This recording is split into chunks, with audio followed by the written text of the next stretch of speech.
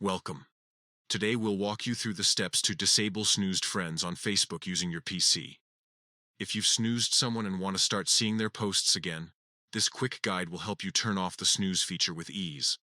Let's get started. First, open your web browser and navigate to facebook.com.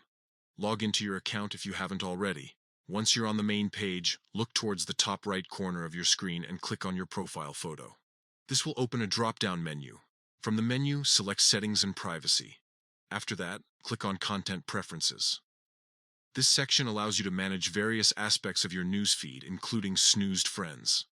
Next, locate and click on the Snooze option. Here, you'll see a list of all the people, pages, or groups you've snoozed. To make it easier to find specific friends, look just above the list for a search bar. Click on the drop-down menu next to it and select Friends Only. This filters the list to show only the friends you've snoozed. Now, find the friend whose snooze you'd like to disable. You'll notice an icon next to their name.